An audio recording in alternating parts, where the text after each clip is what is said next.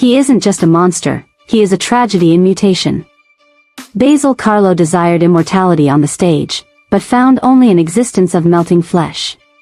From master of disguise to body horror, today on Vildark, the chronology of one of Gotham's most disturbing villains. The story began in 1940 in Detective Comics number 40. Basil Karlo was a frustrated actor who used the terror mask to murder a movie cast. Bill Finger and Bill Kane were inspired by the legendary Boris Karloff from Frankenstein to create the name Basil Karlo.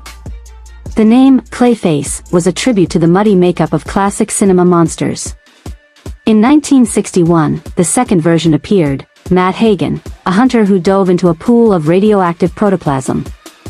Hagen gained temporary shape-shifting powers but depended on the protoplasm to remain stable.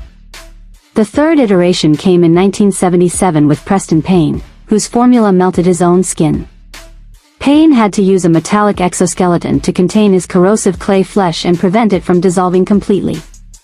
In 1987, we met Sandra Fuller, Lady Clay, injected by Cobra to mimic appearances and absorb powers.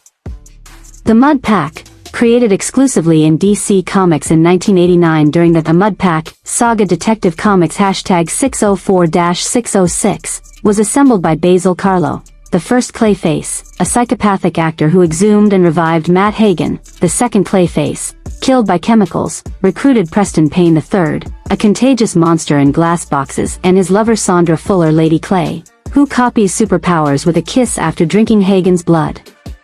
Together, they hunted Batman in an epic revenge, but melted under hardened clay, returning only for cameos in the Secret Society and Injustice League. The villain gained worldwide fame in 1992 in the Batman animated series with the iconic voice of Ron Perlman. The classic animation design used references from real latex prosthetics to simulate the melting body.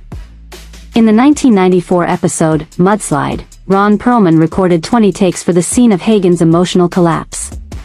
The first live-action version was in 2002 in the series Birds of Prey, where practical makeup replaced a failing CGI.